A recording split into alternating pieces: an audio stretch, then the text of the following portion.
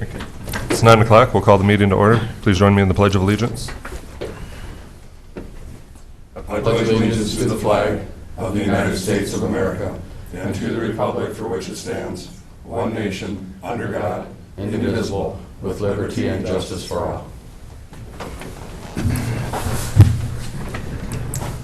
The agenda's been provided before the meeting. Are there any additions or corrections to the agenda as presented?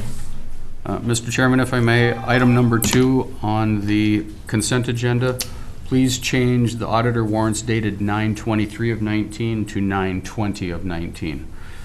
Sandy Erickson was gone last week on vacation, and normally we would have had auditor's warrants for yesterday as well on the 23rd, but we just had one for Friday, so we'll have some more for the next time. And then also, the Central School demo change order number 4, and below that, please add Bolton Mink additional compensation for construction services. Bolton and Mink additional compensation for construction services. I would like to put that on the agenda for 10:30, as Travis Winter will be here at that time to discuss his request for the additional compensation to Bolton and Mink. So we could add that at 10:30 instead of just as another business item. Okay. Mr. Chair, Mr. Chair. One correction and the 2 additions, I move the agenda. Second. A motion and second to approve the agenda. Any further discussion? If not, all in favor signify by saying aye. Aye. Opposed? Motion carries. Okay, next up we have the approval of the consent agenda, which includes the regular meeting minutes of 9/10/19, special meeting minutes from 9/16/19, auditor warrants of 9/13, 9/20, and hospital warrants in amount of $598,161.10. Mr. Chair, I'd move for approval. Second? That. Do it, Bruce. Okay, we have motion second to approve the consent agenda. Any further discussion? Not all in favor signify by saying aye. Aye. Opposed? Motion carries. Okay, next up we have Lauren Blasek from Pipestone National Monument. That's how you pronounce your last name, right? Yes, that was perfect. Okay. Not many people pronounce it perfectly.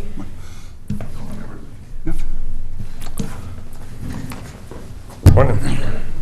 How we doing, everybody? Morning.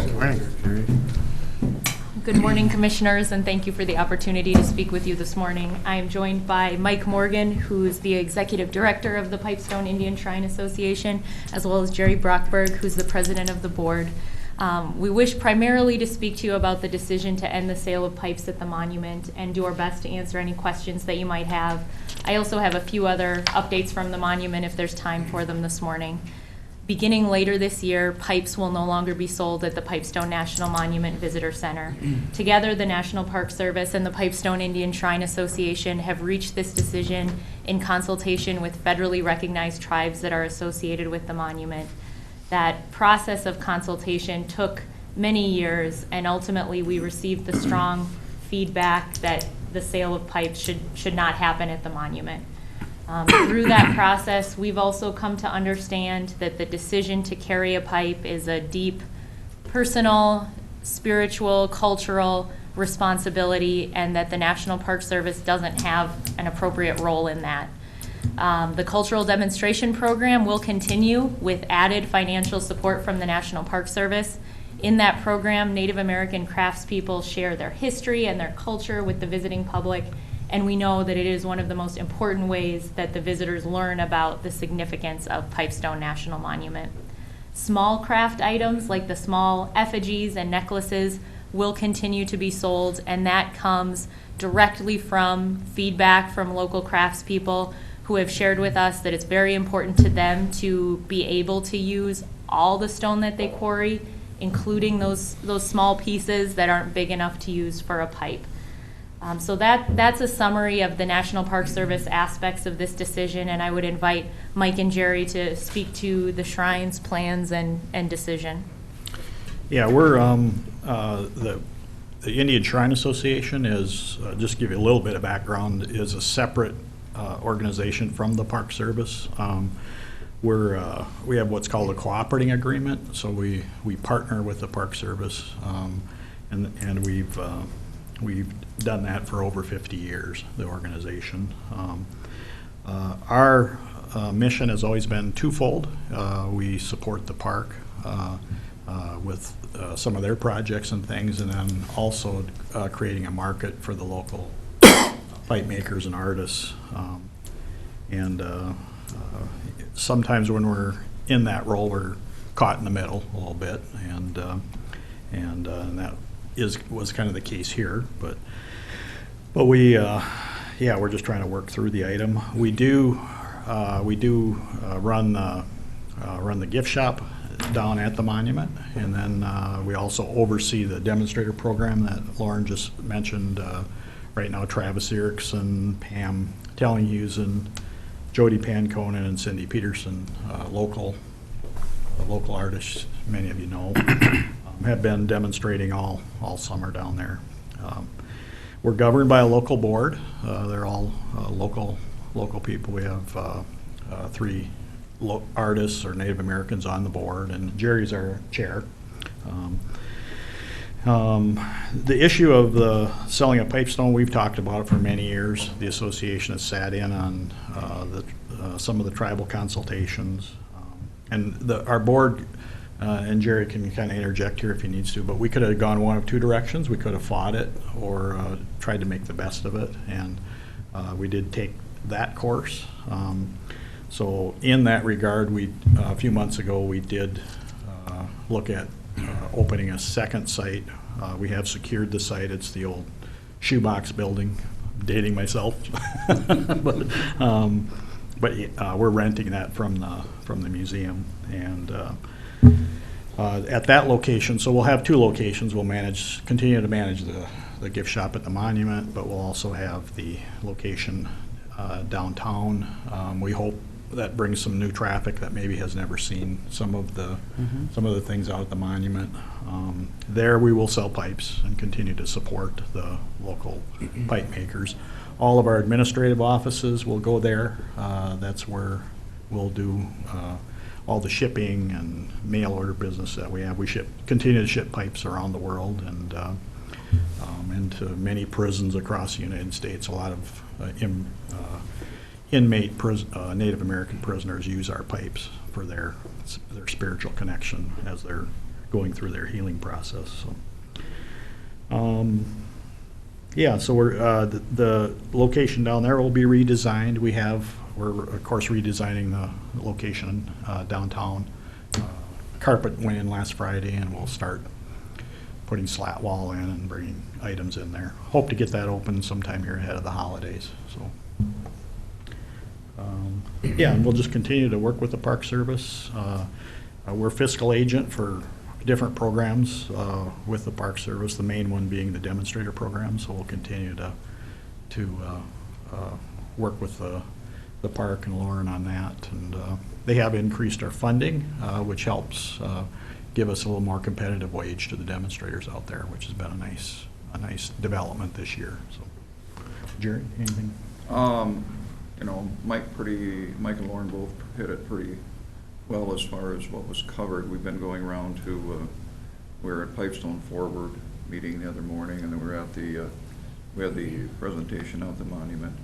We've also been to the city council, just kind of give you a heads up and get the word out that this is what we're doing. We feel this is the best solution, and we're looking at it from the standpoint of a half full glass and not a half empty glass. Trying to be positive about the whole thing and giving our artisans, local artisans, still, you know, somewhat of a livelihood as far as buying their product. The real dilemma we have is the local artisans. We're running out of pipe makers, basically. They have to be a certain percentage of Native American in order to have a quarry out at the monument. And each tribe sets their own criteria for that. And at this point in time, we are running out of pipe makers. So it may be a situation where this pipe might be getting very expensive as far as a retail type thing. There's a lot of pipes out there, of course, that have been made through the years, but the new pipes. So we're always looking for that particular type of craft so we can sell it. So, and we're all, I think Mike mentioned, we're a nonprofit. I mean, we don't take anything out of it. It's the funds roll over, but we do have a little bit over a $300,000 budget every year, so there are demands that we need to make. families or need to comply with, so, yep. Other than that, any questions? I don't think so. Luke? Are the pipes for inmates donated? We sell the pipes to the families at what we call a wholesale price. Oh, So okay. we discount them quite a Good. bit to make it kind of I was thinking manageable for typically them. the inmates probably wouldn't have much money, but. Right, yeah, we have to, we usually deal with the chaplains at the prisons and Okay. the families. And we've actually designed a mailing, a see-through mailing package that, because when they come into the mailroom at the prisons, that's the first thing the guards look at is, can we see what's in there? And Right. so that's made that very smooth. It's something we just started almost 8 years ago, and we probably send 2 out a week That's good. to them, so. Yeah, it's a nice ministry or whatever you want to call it, Right. the association. So, yeah.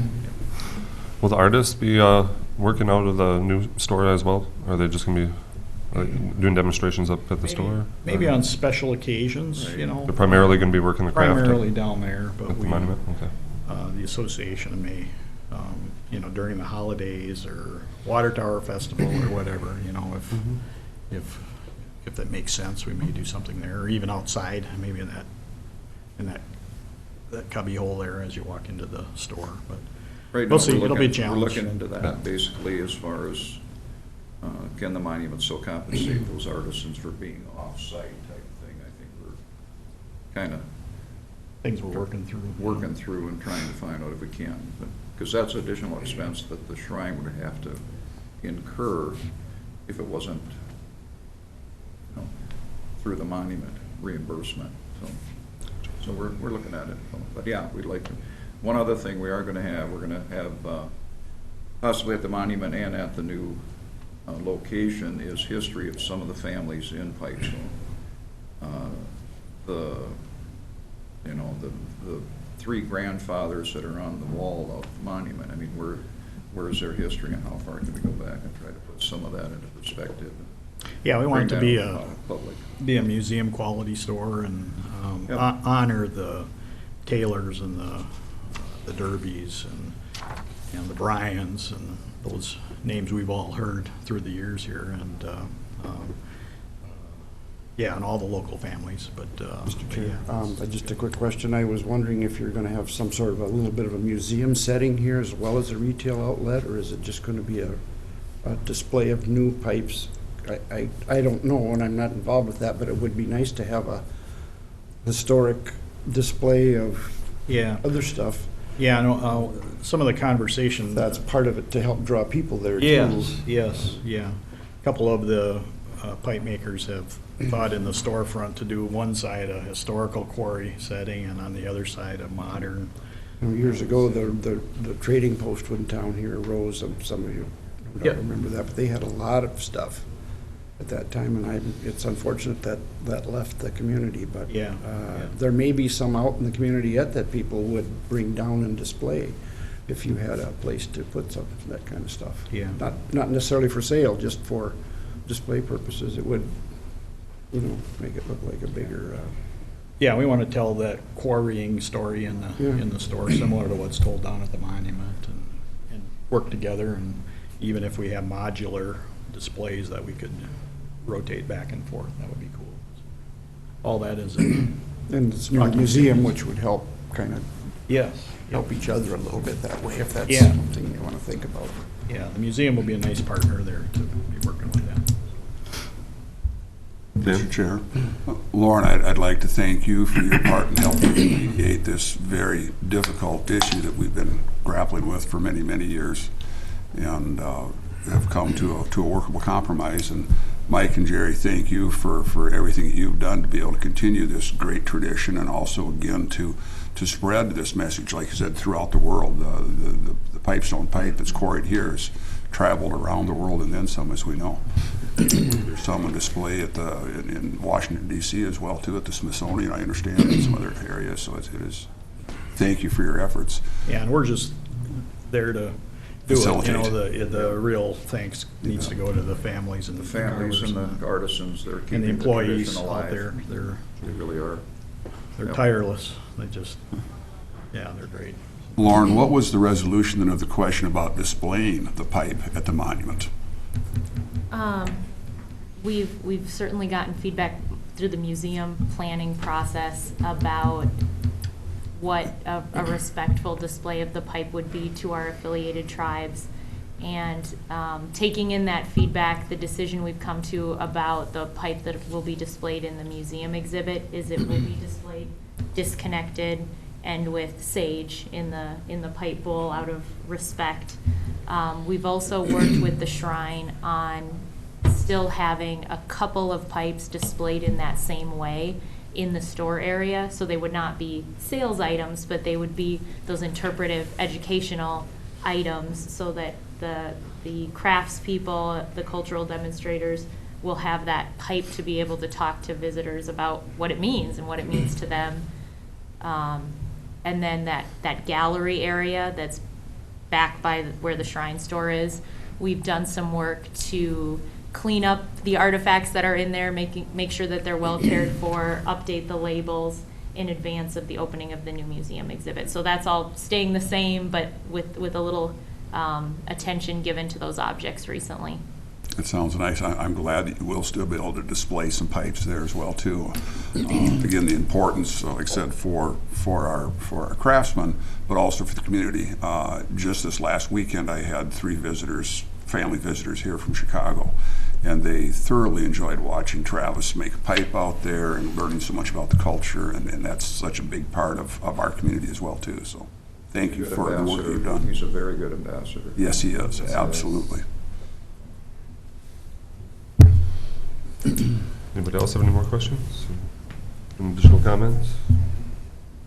Would it be all right if I share a few more updates from the monument? Absolutely. Thank you. And the most major is related to the new museum exhibits that we're really excited that those will be going in soon. The old exhibits have now been fully removed from that space. The artifacts have all had a condition assessment to look at what kind of shape they're in after 60 years, and those that need conservation treatments will be getting them this fall. They're all stored on site at the monument and will stay there. The diorama was transferred to the National Park Service History Center in Harpers Ferry, West Virginia. A couple of the newer panels were transferred to the Flandreau Indian School, and then one of the glass cases was transferred to the Pipestone County Museum. So a lot of those pieces coming out of the museum are seeing a second life elsewhere. Unfortunately, the contractor that's actually fabricating the new museum exhibits is a few weeks delayed. So now we expect installation of those exhibits in November. Because of the time of year and the weather risks, we're going to wait and do a big grand opening celebration in May of 2020. I also wanted to follow up on another item that we've talked about in the past, which is the general management plan for the monument's vision that ultimately there would be a new visitor center that's off the historic quarry line, and update you on where we stand there. This year we've had some very preliminary discussions to try to identify possible locations for a new visitor center that we should look at. In the near future, likely next year, we'll be doing a more formal process to weigh the pros and cons of those different locations, and stakeholder involvement is going to be critical to the success of that process. And ultimately, the design of a new building would be well down the road in another planning process if a suitable, feasible location for a new visitor center can be identified. And then finally, we want to again express our appreciation to the Commission for your inaugural recognition of Indigenous Peoples Day in Pipestone County last year. And we want to do our part to keep the celebration going by hosting an Indigenous Peoples Day event at the monument, which will be Sunday, October 13th. From 7:30 to 9 o'clock, luminarias will light the circle trail, and there will be contemporary and traditional Native American musicians around the trail, so that visitors can learn more about those musical traditions and enjoy a night out at the monument celebrating Indigenous culture. And that's all I had. We thank you again for the opportunity to speak with you this morning. Yeah. Thank you. Would you also highlight the new video that you've got there now as well too? I think that's a great suggestion, and we know that video, which won a National Association of Interpretation award really helps people see the site in a different way. So I'll talk to the person who's coordinating the logistics of it and see if she can make the video work, but we definitely want to highlight it wherever we can. But how old was the one that it replaced? Quite old. Quite old. Quite old. I don't know the number. No, it's a great update. It really is. That video is very, very nice. Thank you. I think so too. If I could ask a question, you mentioned about the visitor center itself. I know a lot of visitors, now that the new Hiawatha Lodge has been built at the Hiawatha Park, a lot of visitors get confused and think that that is the visitor center. Is there anything that you can do as far as better signage? Because people really get confused and they drive down by the Three Maidens and think, well, that's it, it's closed. Well, they don't realize that you have to go a little bit further to the west. So just a suggestion. Yeah, I thank you for that suggestion. Signage is definitely a challenge for us. We've been in conversation with the Minnesota Department of Transportation, and then if there are things we can do more locally that don't involve highway signage, but signage within the monument itself, we definitely want to look at that and pursue it. Maybe even something as simple as one there by the Three Maidens, say visitor center, another quarter mile. Yeah, I think that's a great point. Okay, well, thank you. Thank you. Thanks. Thank you. Thanks.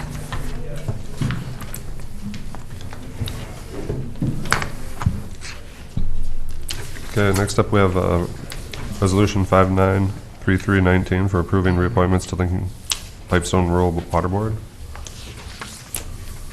Mr. Chairman, there will be no one coming to present this. This is just a board action. What I have for you is two members on the Lincoln Pipestone Rural Water Board requesting reappointment. Mr. Mitch Kling, been on the board for 12 years, resident of Yellow Medicine County, and Mr. Bill Ufkin, I'm sorry if I'm saying it wrong. 24 years on the board. He's retired, and he's from the area of Minnesota. So they've been both on the board for numbers of years, and Lincoln Pipestone Rural Water is requesting that the board approve resolution to approve Mr. Ufkin and Mr. Kling to the Lincoln Pipestone Rural Water System Board of Commissioners for another term. So moved. Okay. Second. Okay, we have motion second to approve resolution 593319. Any further discussion? Not all in favor signify by saying aye. Aye. Opposed? Motion carries. And next up, we have Pipestone Creek flooding information. Is anybody- Visitors here at 9:45 a.m., so we'll do some other business if we can before that. Absolutely. Would you like to move ahead at this time? Start at the top with personnel. Sure, sounds good. Okay. Good morning. Morning.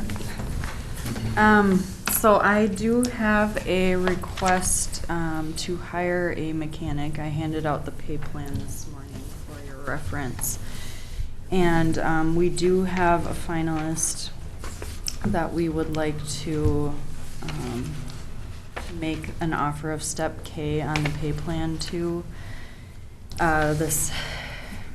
We're not quite matching his salary, so he's actually would be taking a pay cut.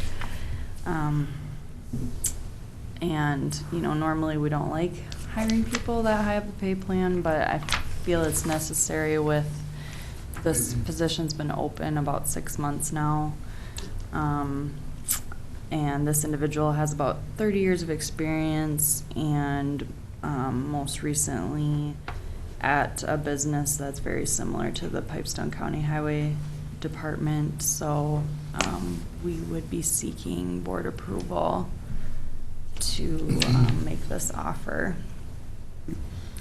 to Mr. this Chair, if individual. I may comment on that, in support of your decision, that job has morphed into a lot more technical than what it ever was before. A mechanic 20, 30 years ago is not the same as what we have today.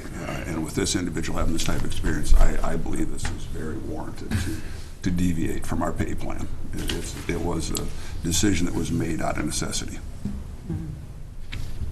I'd move to approve it. Yeah, and I'll second that motion. Okay, we have a motion second for approval. Any further discussion? Not all in favor signify by saying aye. Aye. Opposed? Motion carries. And just a response to Dan's comment as well, we may need to look at this job, we may need to bring it up a little, to be a little more in the market, for this job. So you might see a request coming within the next 6 months or so to reevaluate this position and see if we're in the market for the salary range, so. When we hired that firm to put this pay plan together, were there provisions with that original contract for them to come do assessments like this, or would that be over? Correct, yeah, we can make a request for them to reevaluate it, and I may just send out a survey to our comparable counties just to see what their range is too and see where we're at, so. Great, thank you. All right, thank you.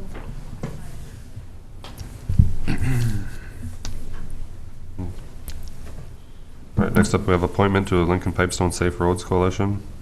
Add to committee assignments. Mr. Chairman, everyone received in their packet a notice from Lauren Mellenthin from Southwest Health and Human Services. She's our emergency preparedness coordinator, and apparently she's also been appointed to the Safe Roads Coalition coordinator for Southwest Minnesota. And she would like, and she'll be requesting this from Lincoln and Pipestone as well, to appoint a representative from the board to serve on the Towards Zero Deaths Safety Coalition. It's a statewide coalition, started with the members of the state. I've been involved in it, went to a few of their conferences over the years. It's very well attended. The whole purpose of that is trying, obviously, as the name states, towards zero deaths, so we do not have any zero deaths on Minnesota highways, state and county.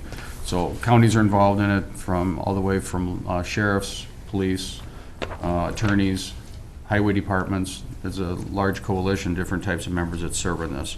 And Pipestone County has not been a member of this coalition. The Sheriff's Department does provide TZD time for out patrolling, that type of thing.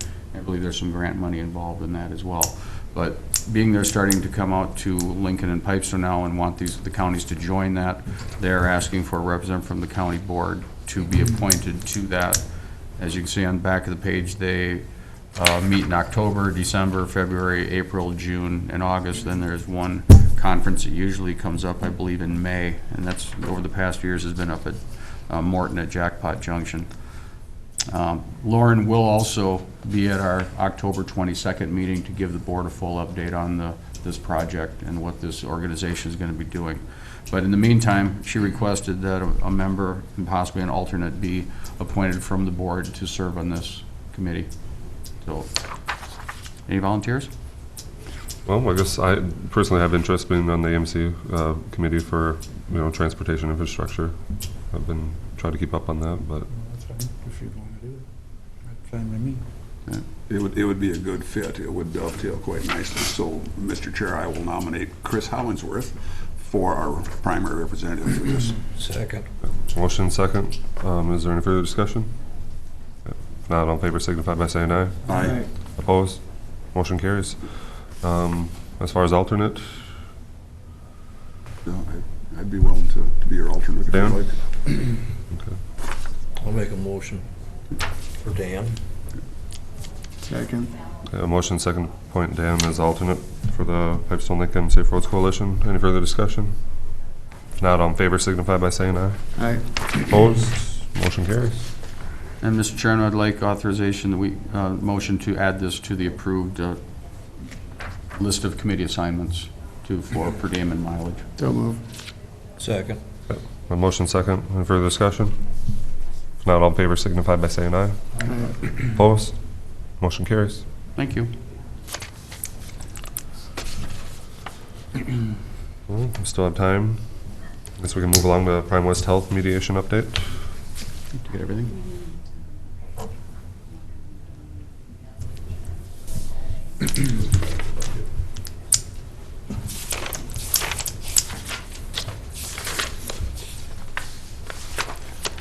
Okay, just a quick update on what's going on with the status of the Prime West mediation. We received a letter via email, and all the county board members received a copy of that from Mr. Prisbell on September 16th.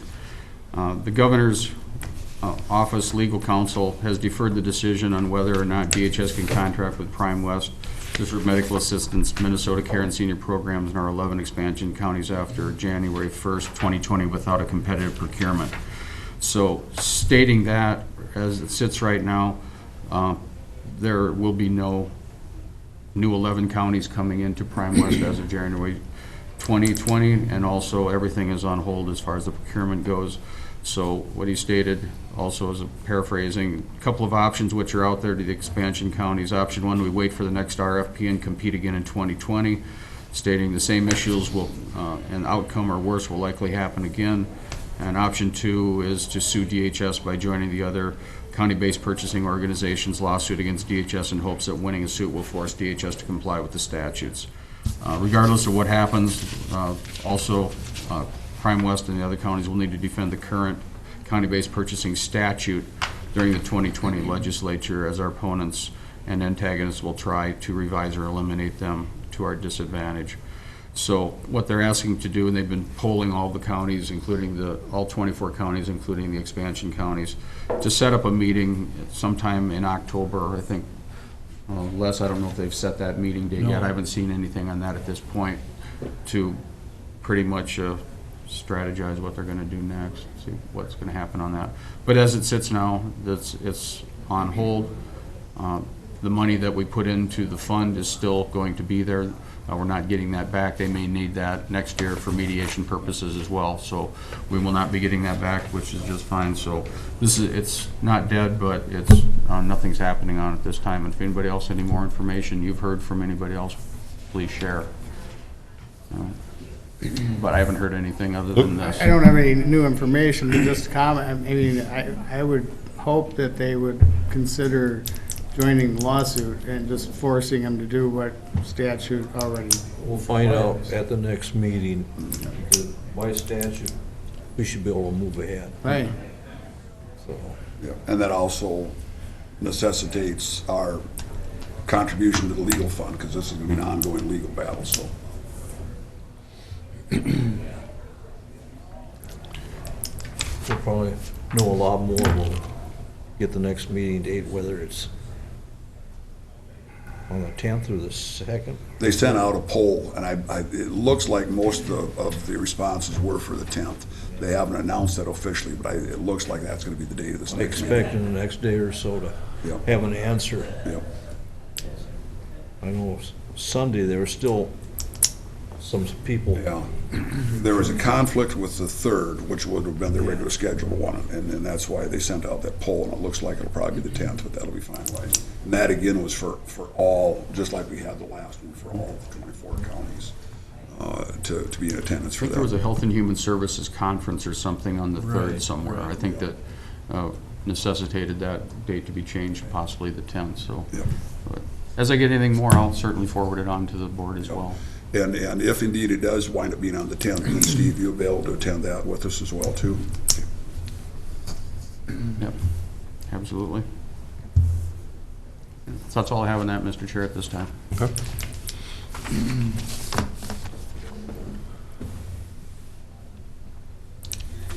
Is there any other business that we can move ahead at this time? Just be about it, since we moved the central school to 10:30. Yeah, since we have to wait for Travis on that, so Take a break. I recommend we do recess. Recess till 9:45? Okay.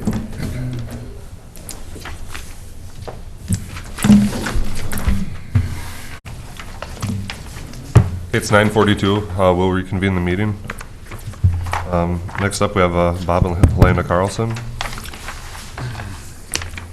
Are they present? If you'd like to come forward and take a seat up here.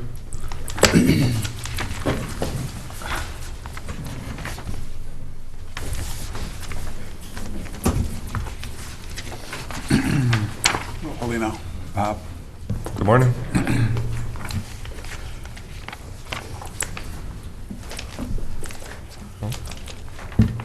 This is Bob Carlson. Good morning. Good morning. You guys are ready to go ahead and Okay, but I'm here today because I want to know what you're going to do about this flooding that goes on all the time. Pretty much it. I want to know what you plan on doing, because there are solutions and we do need them. There are a lot of people that are affected and it's getting old. To me, it's abuse to senior citizens, because if you notice, there's a lot of senior citizens here and they're getting flooded constantly. I mean, it's getting worse and it's going to keep getting worse, so.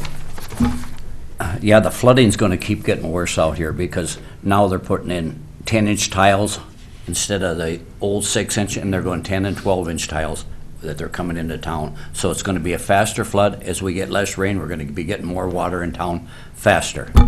And we're gonna get flooded that much more. There's no getting away with it. I talked to the guys that take care of the tiling, he said it's just gonna keep getting worse. I don't know what you guys got in mind, what you can do about it. You put another ditch around, or what? That's in your court, whatever you want to do. Yeah. Helena, you mentioned that you feel there's some solutions. Could you share with us what you feel those solutions would be? Yes. Back many years ago, because this has been going on for a long time, I had a gentleman come down from Maple Lake, Minnesota, and he took a look at it and said there could be an overflow ditch done very simply, and he said it costs about $75,000. Well, I went to the city, and I don't think I went to the commissioners at the time, but I went to the city, and they just laughed at me and told me, can't be done. But I do know there are solutions for every problem. You just have to figure it out. And if you don't think that one is good, how about doing the ditch around the city? Leave a little bit of water in this one so that it takes care of the National Monument, because that's a big draw here. I happen to be in tourism, so I know that what the people come in here looking for. But we also can solve the problem by doing a ditch outside of the city and going down to Indian Lake. Could you elaborate at all on this overflow ditch? The overflow, when you get past by the campground, it go out past and then go and take it down over and what it is when the water gets so high, then it goes into the overflow ditch instead of backing up and flooding. It maybe only happens once every 3-4 years it'll go in that overflow, but at least you have it there to take the water off of the city. You're better off flooding a cornfield than you are senior citizens and everybody in town. The whole north side is underwater all the time after this. We had a flood in '93 and we had 2 more after this, and this is the 4th one. Well, You know, and it's before getting- that too. Yeah, and we had before that, of course, but yeah. This And past now- spring even. And now Right. I know, I mean, like, we happened to be out of town. We came back Wednesday night. He gets up and he says, oh my God, we got problems. We got to get to the fort. I said, call me and tell me how bad it is. And he called me up and said, it's bad, get in here. And of course, then we have time to get everything up. But the object is, then we're still wet out there. I mean, it's still. It came in the buildings like it did in every, the whole north side got it. So consequently, we're out of business.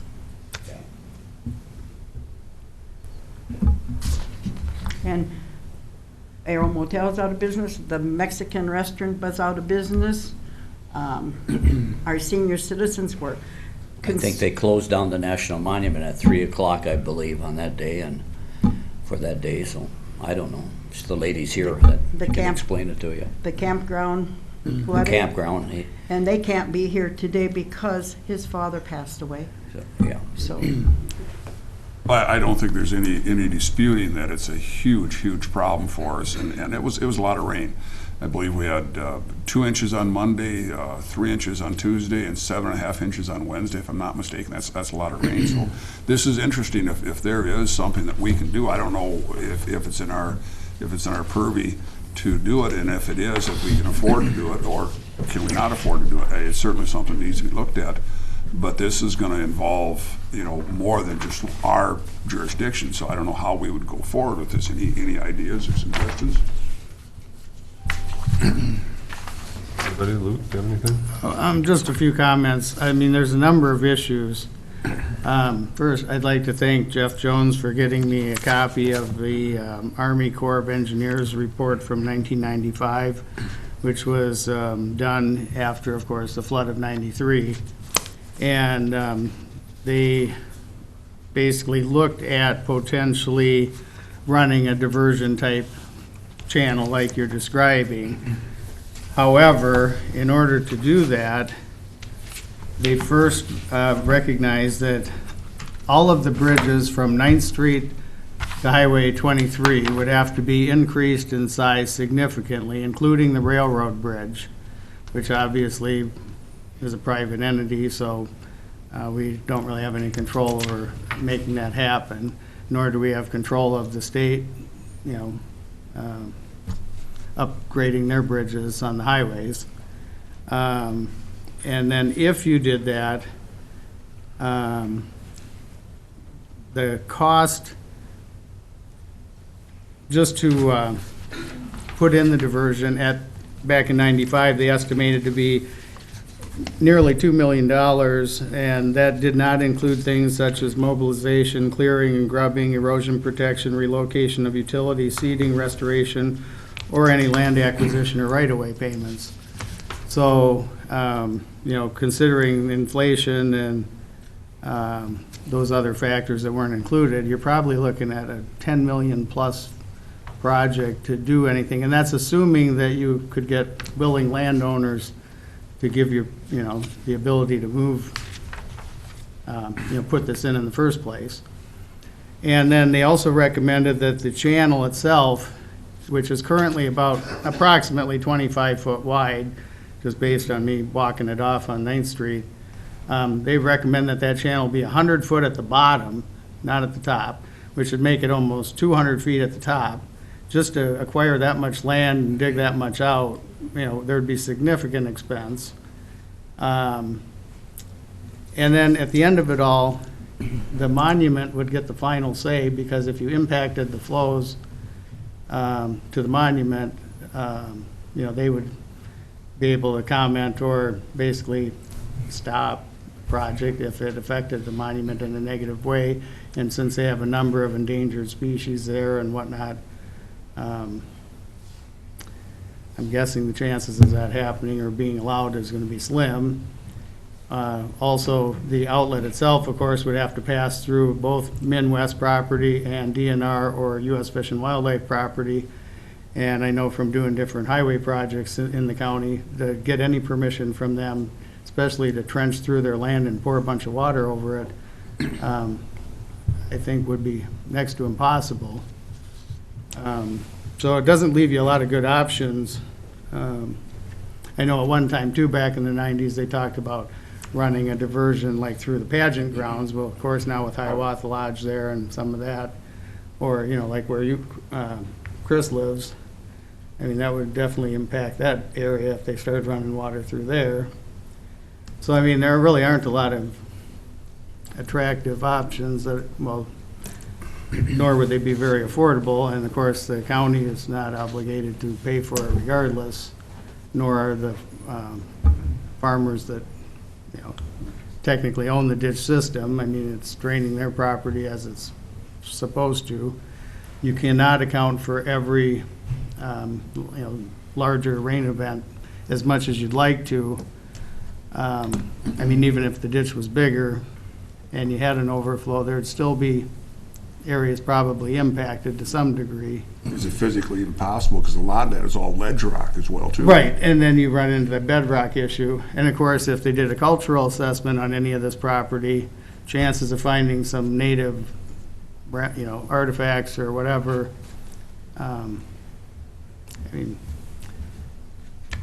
the reality is it would be very challenging, if not, it's near impossible to make it happen. I'm just telling you what this report says. But Do you know what it costs, Marshall, to do that one up there? I do not. I guess, I'm sure we It'd be an can interesting find deal, out. because they have definitely fixed their problem. Right. Yeah, it'd be worth exploring, because, like you say, it has helped downtown area there. Yeah, they used to flood all the time, and they don't flood at all now. And they deepened and widened their ditch. But they also added a large diversion. Yep, And Sioux Falls, of course, did the same. yep, But I think it was, in Sioux Falls' case, I'm quite sure it was in the millions. yeah. So that's what we're here for, is to find out what you guys plan on doing. And if you want, you can buy me out. I'm more than willing to move on. I know one thing, I'm really tired of this. And as far as any buyout of property within the city limits, that you'd probably have to go through the city to do. I did talk to Jeff about it when I picked up this report, that it's something they have done in the past, of course, with like the dog park area where the trailer park used to be. Possibly they could explore some of that going forward as well. Well, I think, Steve, we've got something to say. The only thing that I really have to say is the flooding has gotten much worse since 1993. Do you want to come up to the microphone, Steve? Sorry. The only thing that I really have to say is that the flooding has gotten much worse since 1993 because of everything that's been allowed. The city has put drainage from several of their streets that go into it. There's areas out there of gravel that's piled. People have been allowed to build. The city has piled dirt.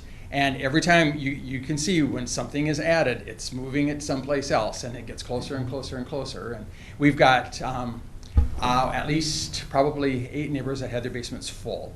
And that's, you open up your basement door and look down and it's full. Ours would have been full, but we've taken care of ours. We had a shutoff valve put in, but you shouldn't have to live your life that way. And we've lived there for 46 years and never had the problem before. And it's getting worse and worse. So we feel too that there's something that should be done. There's got to be some federal funds or something. All of these other towns that have done it, and some of the smaller towns have gotten diversion channels and stuff. So there's got to be funding available someplace. And we just can't keep sweeping it under the carpet all the time. Something has got to be looked at and done. Thank you, Steve. Yep. Last fall. So I just have a few things to add to that. I represent the Good Samaritan Society, and my biggest concern is in and out of my campus. So I was there at 5:30 that morning and happened to have somebody call me and tell me that the only way to get into my building is if I went through 75, went back by the new water treatment plant to get in. My concern with that is we work with emergency services in things like this when it comes down to that. But I represent 80 seniors that are unable to get up and get out on their own. My other concern is with the flooding, we were very not aware of how truly bad it was. So in an emergency service, I would have probably ended up having to get a life flight in, because the ambulance service maybe would have gotten around, but they wouldn't have been able to get out of town. And some of that information, I think, should have came from the county at some point saying this road is closed, prior to 5 miles or 3 miles from the flooding. I had staff trying to get in an emergency like that, and they couldn't get here because they tried, I bet, 8 different routes. And every time the road was underwater before they even knew it was going to be underwater. I had one staff member go through the water out by the bridge there before you get to the Good Sam, the cornfield out there. The water was already over and she had went in it and there was no cones out, no closed sign. So my biggest concern right now is, first of all, the flooding. I was in Jasper in 1993, so I do remember evacuating that community. My biggest concern is that in the money in 1995 was $2 million. $2 million today is going to be probably 10. And that is the other concern. Hindsight is always 20/20, but I think if we would have countered some of these issues back in 1995 at $2 million, it would have saved us $8 million plus all of our properties. I also live in town. I too have had the damage in the basement and those kind of things, and I understand that this year is an unusual year, but so was 1993. And so with that, I think we need to move forward and stop thinking that it cost us this or would have cost us that then, but what's it going to cost us now to fix the things that we should have probably fixed in 1995?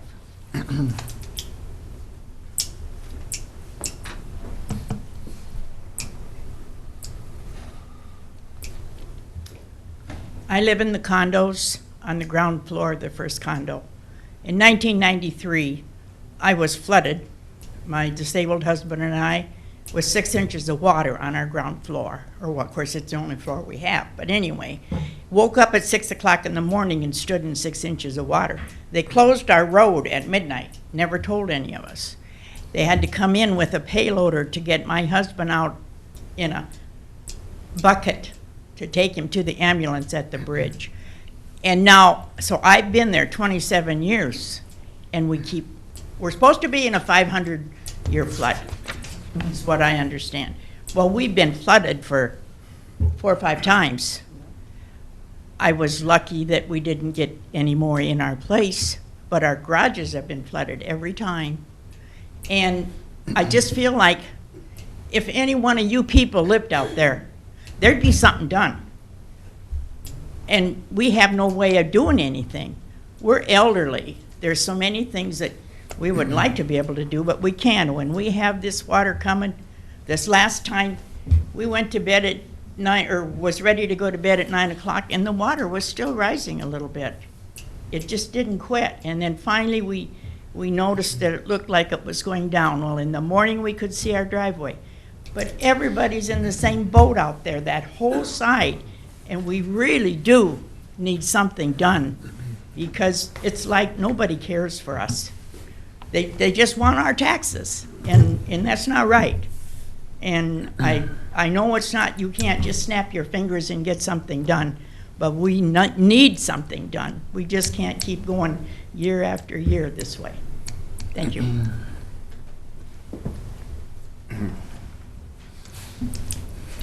May I address one question, and if I may, even though not all of us live in the same neighborhood, we all are part of the same community. So please believe me when I say that when part of us suffer, we all suffer. We realize that it does affect all of us. So yes, we do care.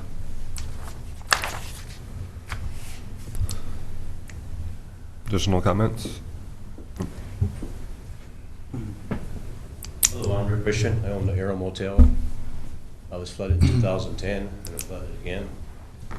Everything was about 8 inches of water. I lost everything again. I think, if anything, why don't you do like some of the third world countries I've been in? They have concrete waterways, and they build it up high enough so that the water and the mud ain't going to run back down. The concrete, build it about 2 or 3 feet higher than it is now, and it's not going to run over all the way down the line. And your problem's fixed. If you need money, go to FEMA. Federal government. There's money out there. Somebody should be helping us. That's all I have to say.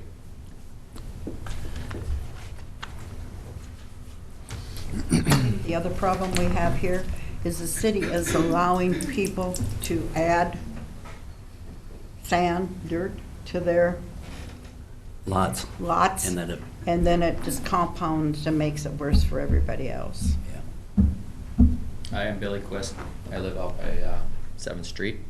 A few years back, you guys dredged from 75 to the 9th Street Bridge, and this spring, we actually had water come up this spring as well.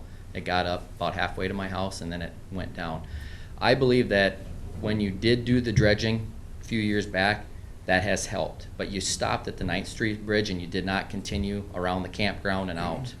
If you look down there, it really bottlenecks. There's a lot of trees, there's a lot of growth growing out of there. If anything, if we can continue dredging that, finish all the way around behind the tree dump, all the way over there, clean that out. I understand it, when you get the major rains, maybe there's nothing we can do, but I've flooded with 3 inches before because the ice is broken up and it collects on all the trees and everything's sticking out of the ditches, and it needs to be dredged out. I wish it could be built higher, you know, like Rick said, with whether it's cement or dirt. If it was higher, that would help, maybe on an average rain or a little more than an average rain. But something, show us something. Please dredge the rest of the ditch, do something, just don't do anything, please. Thank you. There was something that I forgot to mention, and this is an engineering thing for the existing ditch. And I don't know if any of you guys are aware of this, but 7th Street runs east and west, of course, and it goes right directly to the ditch. The reason that we get an awful lot of water is because there are shut-off gates that go into the ditch. And I believe there's 3 gates. Well, when they installed those gates, the street is running this way and the ditch is running this way. The gates run right into the direct flow of the ditch, and those gates shut off. So when you've got 6, 7, 8 inches of rain, these gates are shut off. There's no place, and that's where our storm sewers drain. There's no place for the storm sewer water to go. So we've suggested in the past, if an engineer would please look at this and make the gates go with the flow, which only makes sense. If you add water to water, it's going to pull it. And we've got the pressure against, so every drop of rain that comes down goes into the storm sewers. The storm sewers eventually fill the sanitary sewers, which eventually fill the basements. And that's the sad part for everybody that's there. It's not water, it's sewage. And the day after the flood, we stood out, and we can still stand out in the yard, and you can smell chemicals, you can smell hog manure. We own 2 lots, and our one lot, I mowed the lawn about 2 days after that. And I said to my wife, we must be raising hogs because that's all we can smell. So there's, the stuff that's coming through too has got to be a danger to the environment. But if those floodgates could be looked at, and it wouldn't take much for an engineering firm to be able to come down and look at that. And I think that they would definitely agree. I mean, almost anybody would. If you're trying to run water against water, it's not going to happen. And then when the gates shut, there's no place for it to go. Do we know when those gates were put in? And 1995. 95. And who put them in? That I couldn't tell you. I would assume the city. Well, they shut off. That's the problem. And that's why Alice, I see she just came here. That's why they're getting all of their water, because that gate, which is 1,000 feet from your house, shuts. And immediately, we can tell to the second when those gates shut, because then your water starts coming and coming. Well, then that's when it's infiltrating the storm sewer again. It has no place to go, so it goes into the sanitary sewer. Mr. Chair, Steve, do you know if this new bridge project next year on Highway 75 is going to affect any of this, these gates and all that? Is that we have concern about that, because if that bridge is wide that's a state open. thing, but maybe they're still in the engineering planning all that. We don't know exactly what they're going to do yet. I don't know if they know. No. There could be some issues there. Maybe that'll improve something. Maybe it won't. Maybe it'll make it worse. We don't know. From what we've understood, just from hearsay, if they increase the flow rate of the bridge from what we've heard that they're going to do, naturally it's going to flood us more, You're going to because get more water if there's more water out there. right. And that's the DOT doing the engineering on that. Right. So that's They would certainly have to look upstream and downstream when they do a project like that, I would think, and give you some idea what the flow is going to happen, what's going to happen there. But it sounds like there's going to have to be some research done and some questions asked and figure out what, if anything, can be done. But these gates may be an issue. The gates are a big, the city of Pipestone big certainly issue. must have some concerns about this issue as well. It's, I would think, but. Our problem is, we came in '93, we went to the city.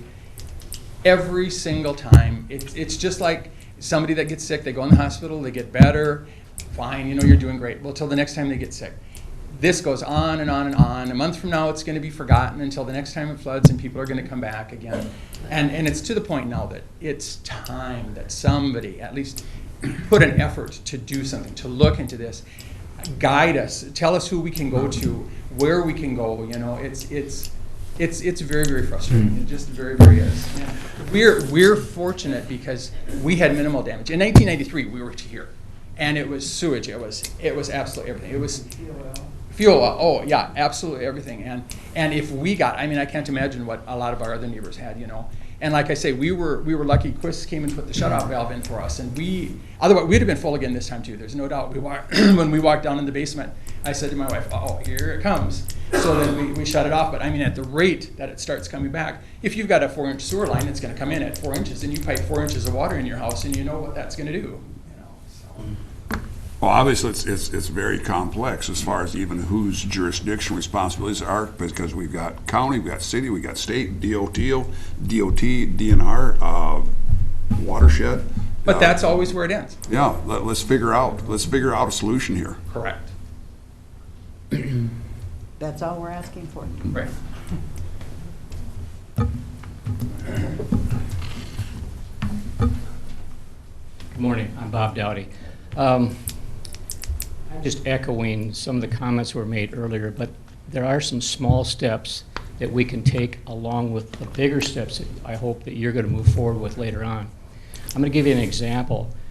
Where I live, there's obviously the ditches there that flow north and south along 75. At one point, I contacted the county and asked them to come in, enlarge the ditch. You know, the comment was at that point to me is that you'll have a lot better response if you, as a private citizen, contact DOT versus the county contacting DOT. You have a lot more leverage, and I did do that. And believe it or not, they came out and they enlarged the ditch right in front of my property, which allows the water to flow at a greater rate. The other thing was, if you can recall, just on Highway 75, just north of my house, actually it's by Vanderbush's house, there is a cement culvert that runs east and west across Highway 75. When Jack Carsonson was in charge of DOT here within the state, he and his crew went out there and cleaned everything from that culvert all the way through the campground, and it was overgrown. And so during that particular time period, after he had cleared it out, again, it allows the water from the north to flow towards the drainage ditch. So again, as comments were passed on earlier, there's an overgrowth there that we, as a community initially, until you get the larger thing put together, we can do some of these things that will help us so that that next flood doesn't happen next year. That might help, you know, move the water a little faster. I've got to admit, this particular time that we had water out here, I was amazed how fast the water receded. I don't know what that's for, why that was contributed, but it went a lot faster than it ever had in the previous flooding out there. Still doesn't help. Doesn't help, but I just want to make sure that we're aware. And I think when you guys set up something within your organization or within the county, you need to go back out to all these people that are sitting right here and ask them for their comments, because my comment will make a difference just like their comments, and you can put all those comments together to move forward and actually get some help out here. So we do need to set something up and move forward on it, because I've gone through 2 floods out there. This time we didn't have any flooding in Wilson Manufacturing Company, but the last 2 times we did, and it does get old. So.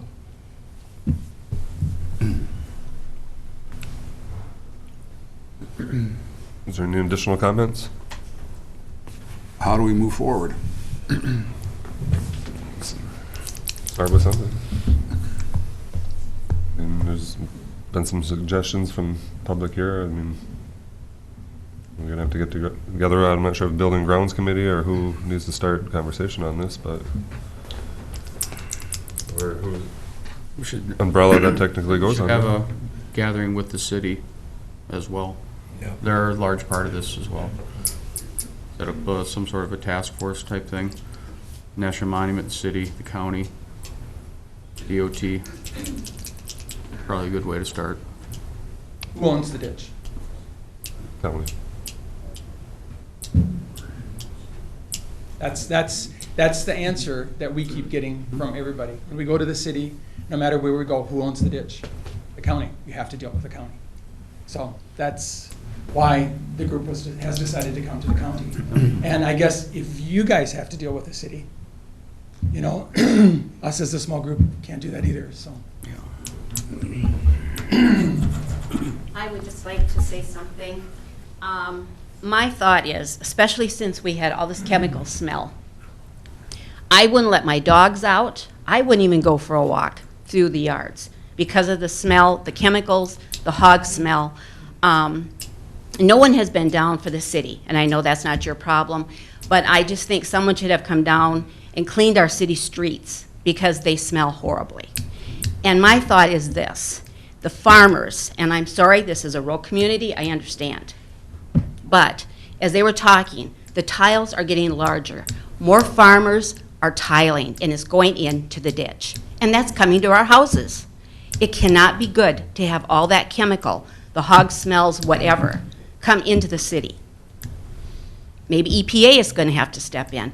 I think there should be a limit in how many farmers or how big a tiles or what can be put into that ditch. There has to be a limit. We just can't let everybody dump into that ditch.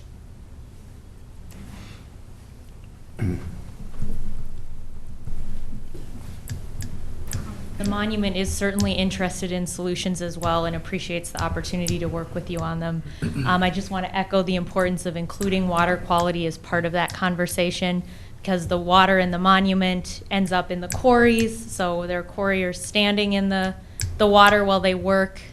Spray off the waterfall impacts visitors as they walk the trail. Water quality is important to all of us, and from a cultural perspective, you know, many tribal members have shared with us that water is sacred and protecting our water is important for that reason. So as we work together on those solutions, I'd just like to echo that it's important we can consider the water quality as a factor in that.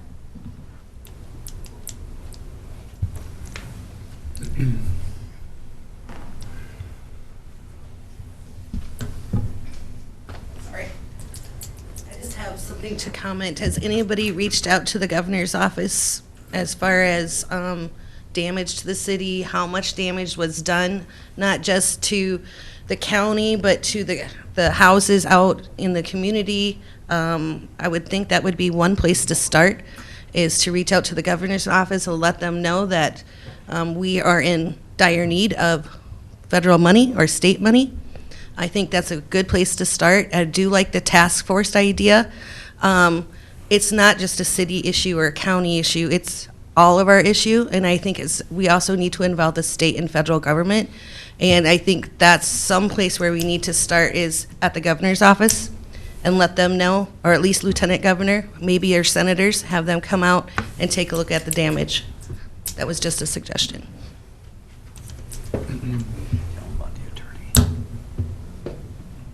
Steve, do you know where our assessment is after we did our state of emergency declaration? Has the city provided any information yet? Or? I'm sure Casey's working on that. The county will be applying for what's called public assistance. There is, to be blunt, but there is no possible way that the county is going to be able to get FEMA money for individual assistance for this flooding. That's not going to happen. So we are working on public assistance right now. That would be damage to infrastructure, bridges, roads, that type of thing.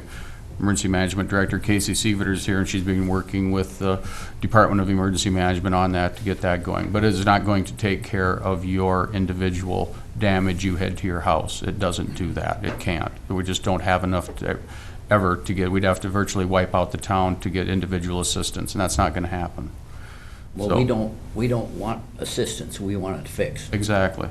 We don't want to hear no more. We talked to an attorney in St. Cloud, that's a water attorney, and he said to come to you people, go to the city, go to an engineer, and there's money in St. Paul for it. If you don't want to do anything on, we'll continue on with that.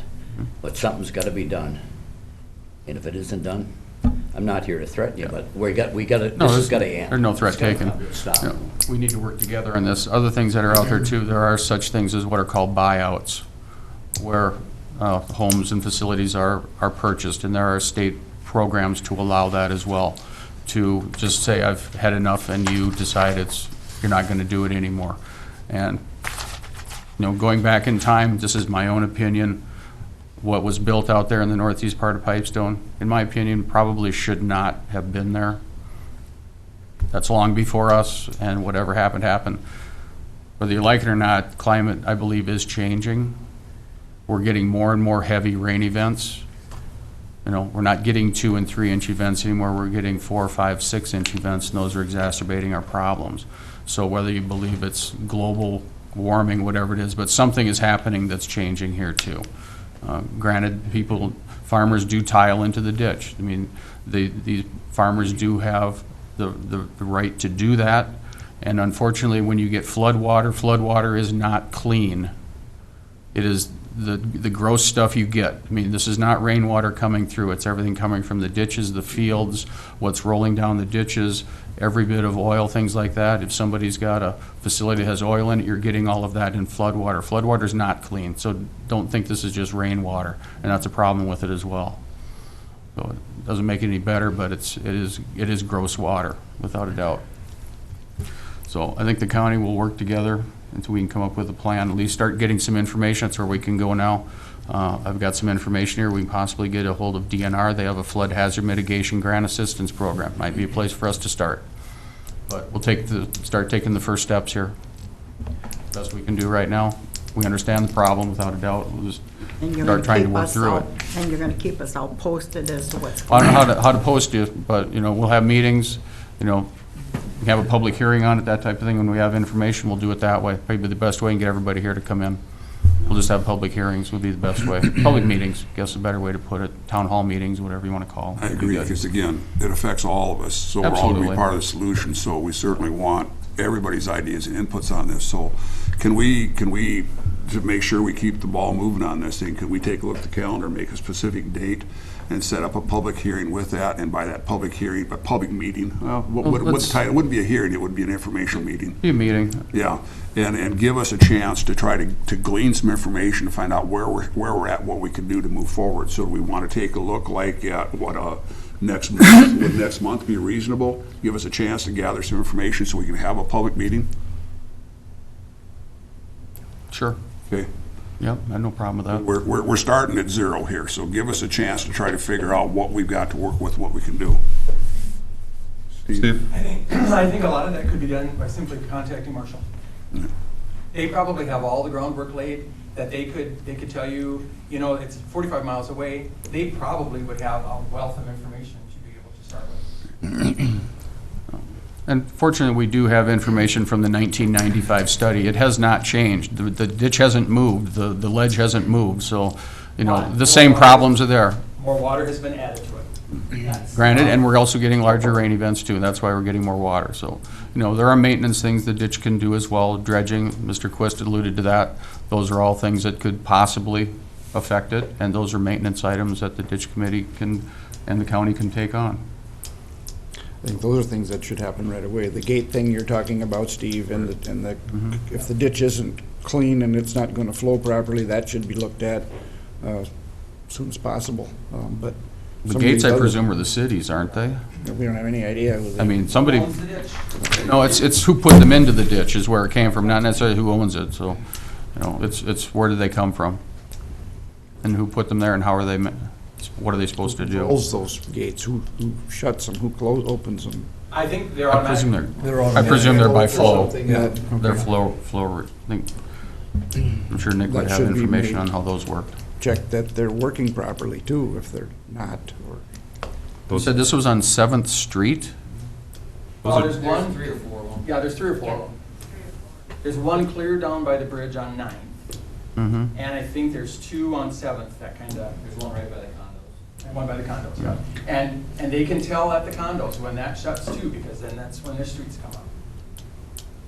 So addressing these floodgates and maybe even doing some additional dredging, that's something we can do now. We don't have to wait for next meeting or anything. There's a lot of benefits from dredging that ditch. I mean, we've been talking about that anyway. What can be done northeast of town? This is where the water comes from. It's just not in town that this problem's at. It comes from Holland, Ruthven area, from my understanding. Can we look that way to fix that issue out there? There's land out there, I'm sure, somewhere where that stuff can pile up out there versus all coming to the city at one time. I think that's something else that could be looked at in this whole thing. It's just not the problem. This is where the problem starts, but it starts long before us. holding Very good on. point. Mr. Chair, I'm looking at the calendar, and basically a month from now would be the end of October. We've got 5 Tuesdays in October. Should we set that as a tentative date to have another public discussion on this? And what time? I appreciate the fact this is the middle of the workday and we've got such a great turnout. Does that work for most people, or something we should do in the evening? What would be better? I would like an Evening? Evening, especially for all the working people Yep. here.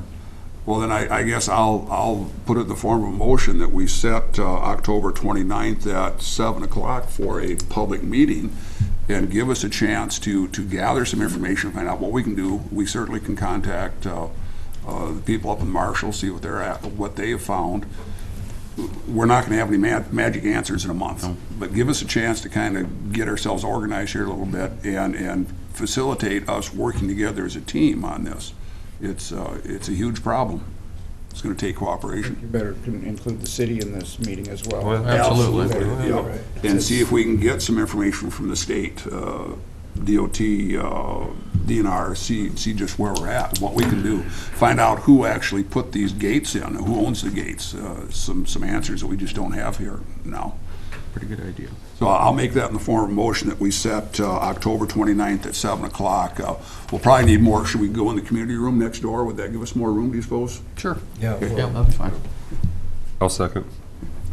So we have motion second. Approve 1029 for a public meeting. Any further discussion? If not, all in favor signify by saying aye. Aye. Opposed? Motion carries. May I ask a question of Domain as well, too? You sit there so astutely quiet, absorbing all this. Could you maybe touch a little bit on how difficult the legal issues are with drainage of land? We looked at this with the Highway 75 project, the bridge a little bit, and I went into it, and we don't do a lot of ditch law here because we do not, have ditch projects ongoing, laterals, extensions, improvements. It just doesn't happen. We have one big ditch running through this county. So the law is a little bit foreign to me, but when I looked in it, it is complicated. To change a ditch, there's a lot of steps and a lot of moving pieces to get from the original concept to the end result. It's not just money. It's engineers' reports. It's assessing landowners. And to answer Steve's question, who owns the ditch? Every landowner through whom the ditch runs owns the ditch, but they don't have authority over it.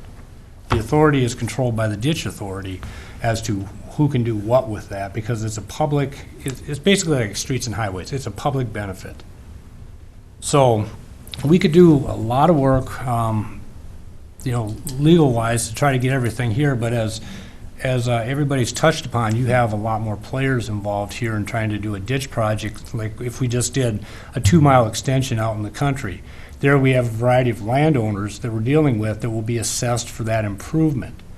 It's the individual landowners who will pay for it. If we start moving things around here, we're going to have people in the city who will be, benefited by it. Obviously, I mean, that's what you're looking for, to be benefited so you don't have flooding. But you're going to have the monument, and that's a big concern. The federal government, by its very nature, does not move very quickly in some matters. And to try to get improvement, or, the approval of them, I would think would be a daunting task, to keep the water quality, as you spoke about, to keep the flow, to keep everything where it would be, that one player could just put everything into a grind. It could hurt everybody. Well, it would be a benefit to the National Monument to have something done because they have damage every time it floods. I agree with you. It costs a lot of money. I agree with you, but I'm not a bureaucrat in Washington. I think. I tweaked your interest. Could I speak to that? And I don't Go want to ahead. interrupt you whenever you're finished. I agree that the monument is certainly interested in this topic as well. And I think by being able to be a part of the process and have the resources at the monument represented in that process, things like the endangered species, the water quality, that ultimately helps improve the outcome for all of us. Depending on what solutions are involved, there might be laws like the Environmental Protection Act that our federal laws that apply anywhere, or, you know, apply to other projects with federal money, not just what's happening within the boundaries of the monument. So I think, you know, I appreciate the concern for the monument, and certainly we want to be involved, but I don't see the monument in any way being a barrier to working toward solutions. I'm not saying it'd be a barrier, it'd just be another hurdle. Again, it wouldn't be like doing a lateral out there in the country somewhere where we're running through, you know, 2 miles, probably touching on 6/4 sections. That would be a fairly easy project. Here we're running through town, you're running, there's a lot of moving parts. If you try to get around, where are you gonna go? And again, I mean, the federal government's involved here too, whether you wanted it to be or not, and they're gonna have a say. So it would be legally a very difficult task. Whether or not it would ever be accomplished, it's hard to say. What happens downstream then when it leaves the monument, goes through Indian Lakes and goes west, southwest? What did that look like this last time? I was gone. I didn't see what did that water look like as it went? Did it continue to spill out and cause problems, or was it able to flow? There may be others who can speak to that better than me. I know the flooding we experienced in the monument was extreme. The creek was very high. I live on 60th Avenue outside of town here, and it was coming over on 6th Avenue. Or 6th Avenue up there, 60th, excuse me, 60th. So it was overflowing. That's the first time I've seen that happen. So it wasn't all solely just the bottleneck here in town. We realized that's what impacted us directly. But again, there was a large volume of water coming downstream from up north. So we were part of all of this. So when it left here, it continues to go south. So. And we had a large volume of water just in the city of Pipestone on those 2 nights. We had almost 10 inches of rain in 2 nights. In one way, we're fortunate we had a break, so it was able to actually go down a little bit, and that's probably helped why it went away so fast. I think it probably was less water up in the Holland watershed area. In fact, Luke has been reading about it too. This ditch system, if I remember right, drains 52 square miles of land. Miles, yeah. Yeah, 52 square miles of land run into this. And there's also a secondary portion of the ditch that, you know, runs to the south and east out of town too. That co-joins about a half a mile upstream. If you walk over the Casey Jones Trail, the first bridge you go over, that's where the confluence of the 2 channels come together. So it's a very large area of water that comes into this. And a lot of it, yes, it is farm, but a lot of it comes over land when we have super big floods like this too, when we have big rains. So it's not all the farmers doing this. It's just the tiles can only take so much, can only drain that down so fast, but we're getting overland flooding as well. The highway engineer is here. We had, how many miles of damage did we have this last flood? It was like 90 locations. Yeah, all over the county. So it's like, you can't stop that. I mean, there's no way. We couldn't build a ditch big enough to be able to absorb all of that water at one time to protect houses. As Luke was saying, the ditch would have to be so big and so unyielding, we'd be buying out houses all over northeast Pipestone to even be able to do that. And then all you're going to do is push that water further to the west over the ledge, and it's going to go down. It's going to go to Pipestone Creek. That's where it's going to start. Pipestone Creek starts at the end of the monument by Indian Lakes. So it's a big, daunting task. And not that we're not up to it. We'll just start work through it, see what we can do.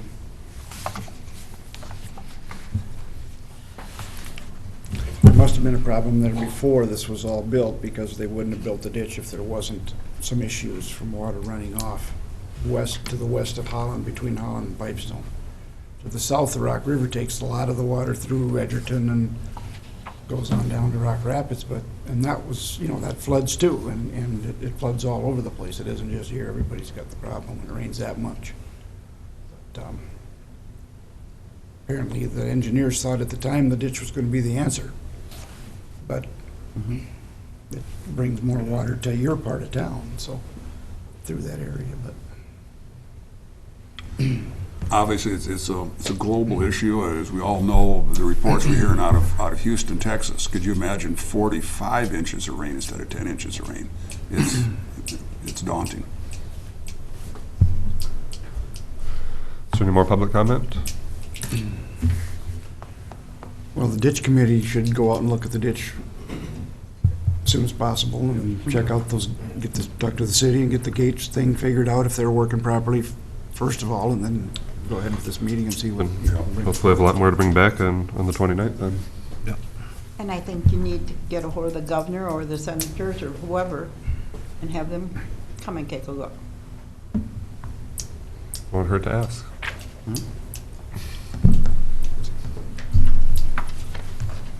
Okay, well, thank you guys for your time. Thank you for listening. Absolutely.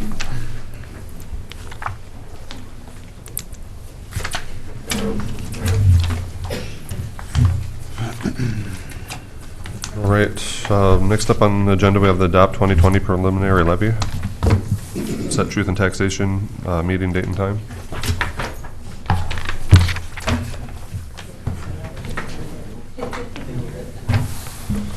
Thank you. Gentlemen, I'm going upstairs. Thank you. Have a good day. You too.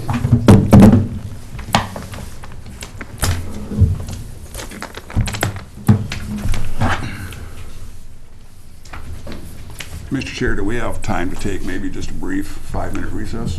Sure, we can do that. And then when we reconvene, we'll attend those issues.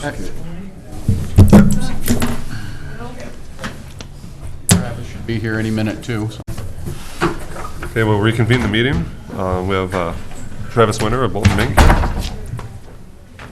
Morning. Morning. Morning. Chairman, Commissioners.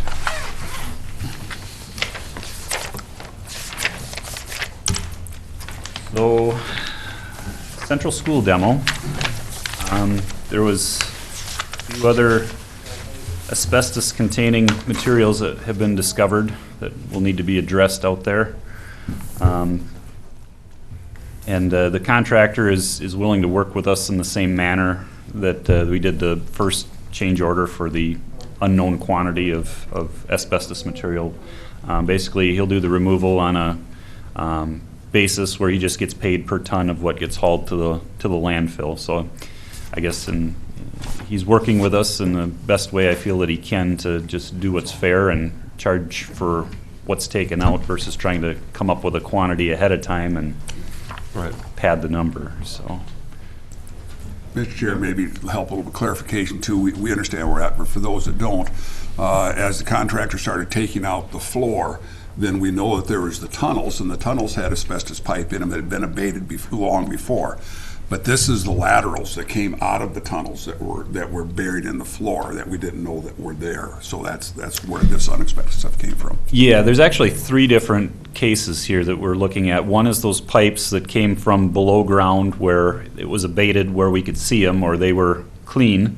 Another case is adhesive that were behind some panels in the welding room, and then the third was some weatherproofing around the foundation of the wrestling room, and that one there is the biggest unknown right now. We don't know if it goes all the way down or if it stops or is contained to a certain area, but that's what we're dealing with, and those are the locations.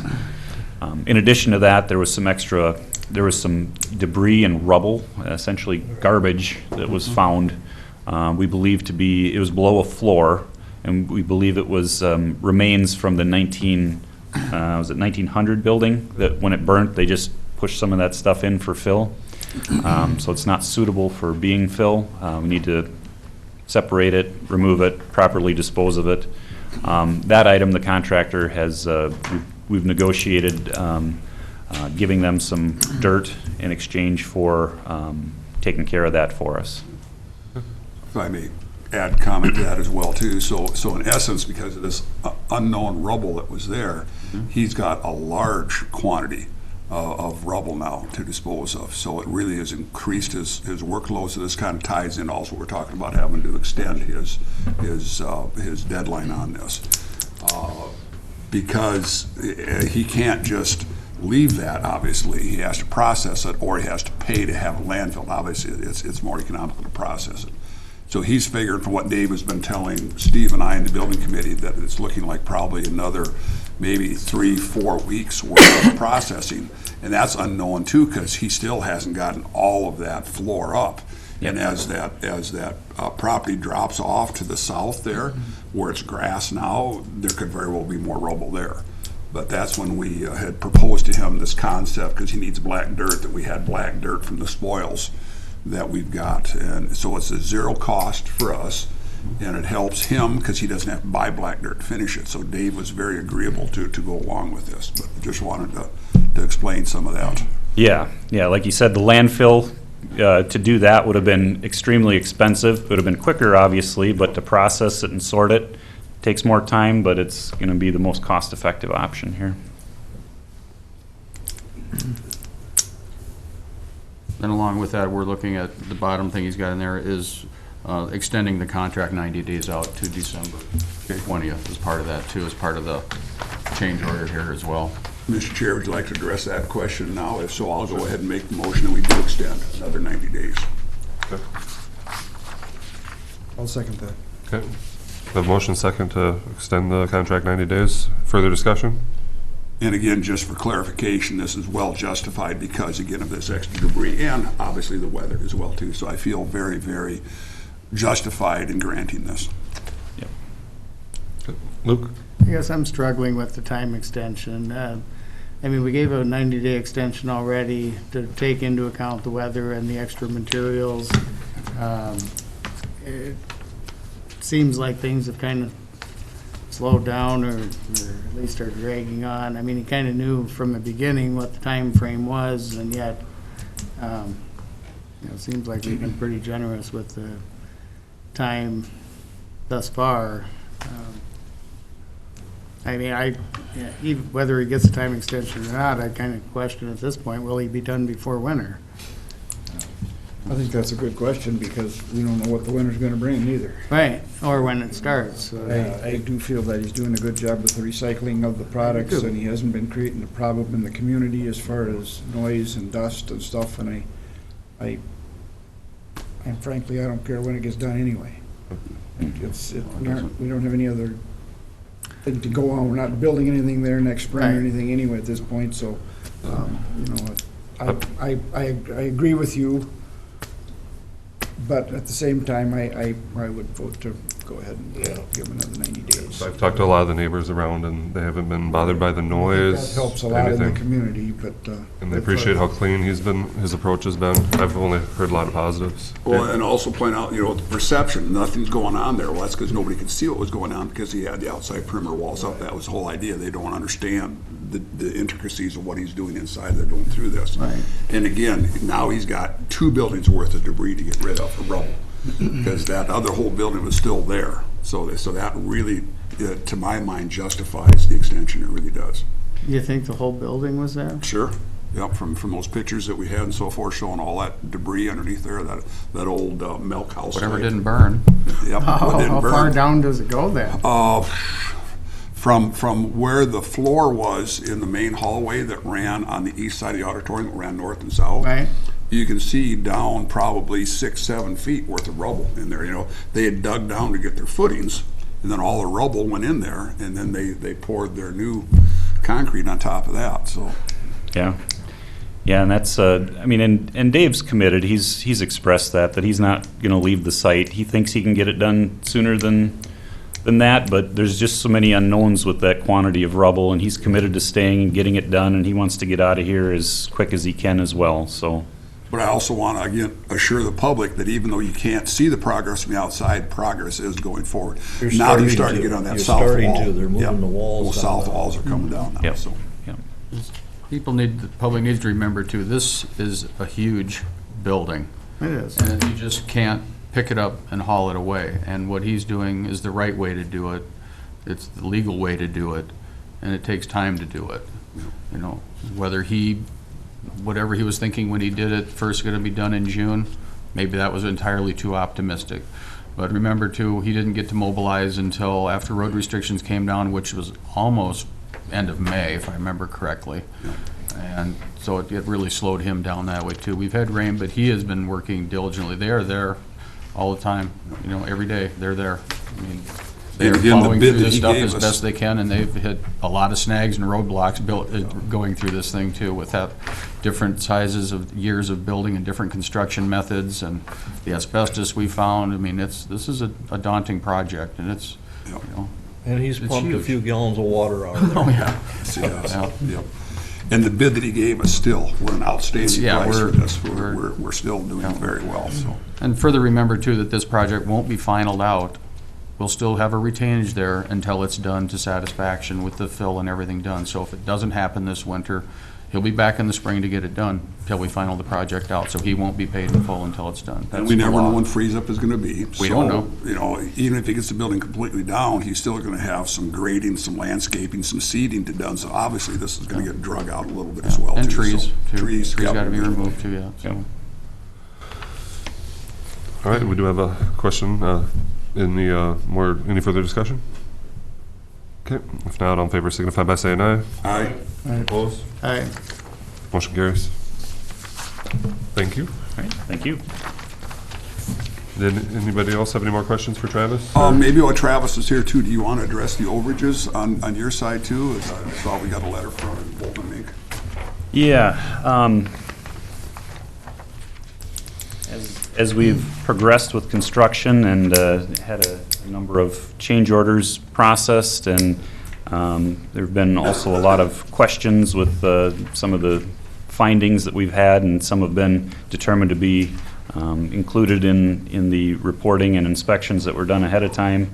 But I just wanted to make a request to have some additional compensation for our services due to these extra findings and extra work that's had to gone into verifying quantities and working with the contractor to address the change orders. When Travis had brought this up at our building committee meeting, I had quizzed him and said that we, you know, certainly can understand that he's had additional costs, but that we needed to be responsible again to our taxpayers as well. So we needed to have an explanation of what those are and so forth. And you did provide that to us, so. Yes, so we're looking, you know, understanding there's still some coordination to go with what we've experienced so far. We request an extra $5,000 in construction services. See, it's listed here as an up to. Up I see, to, instead yep, of yep. just a flat out, so. Our contract is hourly, so we would use what's needed, but. And we will need their services when we final out the project too, when we get it all done, make sure it's done right, have your inspection when you're done and all that, so we will have those costs to deal with. Luke? You don't anticipate it going above that? Unless there's a substantial find beyond what we understand right now. You know, we think we're far enough along in the demolition that we think we've discovered all the unknowns, but. 6 feet of rubble won't be 20? Right. I mean, and we've went through that finding, but, you know, if there's always unknowns, but we think we're down to the end of where we believe there could be some snags, so. Maybe one good thing we should point out as well too, the boiler room. We had concern about petroleum in the ground. Yes. And so forth there. As we found out when he's done the excavation and cleaned up, I think he said there's only like about 12 inches of dirt before he hits ledge rock there, so we know that there's no contaminated soil. There's no soil there. It's rock, so that's in that spot. Yes, yeah, we were pretty concerned that there could have been some free products, some petroleum below the floor floating around in the groundwater, but once we got the floor out, it was discovered that there was rock there, so what we were seeing was just very, very minimal, some trace material, so. So that was good. I wanted to point out too that Dave has helped out with some of the helped out this spring with some of the road issues seen throughout the county. When he was processing his crushed concrete gravel, he did donate a number of loads for help fixing frost boils in the county. So. Yep. That's worth noting, definitely. Tanks, we're pretty confident that we know of all. I don't think there's any tanks left in the ground. As we come to the west there, down that driveway, we start excavating there. those supposedly, we've got reports that those were removed in the 70s, so we should be all right. According to one of the construction plans, those tanks were going to be removed or relocated to another side of the building, and we were able to excavate on the location where they were supposedly put, and we did not find any tanks there. So we think we're clear, but I think we're clear. we could get in, get that driveway out, and hard to say what they did that far back. That's true. Okay, well, do we need to take action then on this? I'll entertain a motion. Okay, and I'll second. A motion's second to add up to an additional $5,000 for construction services. And those will be paid out then on as invoices come in, or how you expect it, as Yep. invoices As come in? invoices So come this in. is a not to exceed at this point, okay? Okay. Any further discussion? If not, all in favor signify by saying aye. Aye. Opposed? Motion carries. Thanks, Jeff. Thank you. Thanks, Travis. Okay, we'll move on to the 2020 preliminary levy and set to truth and taxation, meeting date and time. First thing, Mr. Chairman, as part of the budget and levy, Kath and I want to go over the group insurance rates for 2020. Everybody got a copy of that in their packet. Jill, did you get one? I don't know if I threw it in there or not.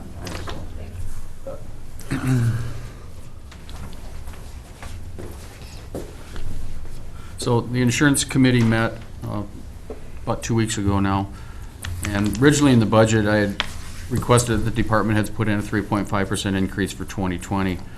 So for 2020 for single health, we're at $735, and for family, we're at $1,055. Those are all per monthly fees. So if you look at the sheet, you can see how many employees we have on each plan. We have a total of 53 employees in the single plan and 29 employees in the family HSA plan. So if the insurance committee met, wanted to try to see if we could bring an amount in there that would be able to cover, like we are doing now, the cover on the single plan, the Emerald and the Ruby plan. And the committee came back with a recommendation of $775 per month, which is approximately 5.4% increase overall. It was basically a little bit more than the 3.5 that I was at, and also increased the monthly for the families to $1,112 a month. Total additional to the budget with the 3.5 that was already in there to go to 5.4% is just under $16,000. $15,864 would be the total change to the budget for the increase to 5.4%. We were fortunate, and Kathy can attest to this too, that yes, we did have an increase in our rates, but it was far less than rates that the county had received over years past in double digits. We were in the single digits on this, 7 to 8%. That's, it's always an increase, but it is not a horrible increase like Better than 15 to 25. Kathy going to tell how many we have from Blue 27. Cross, or 27, whatever. So I've had no complaints on the quality of our insurance from any employees. Are they satisfied with the insurance we're getting and the benefits we're receiving on it? I think so, because,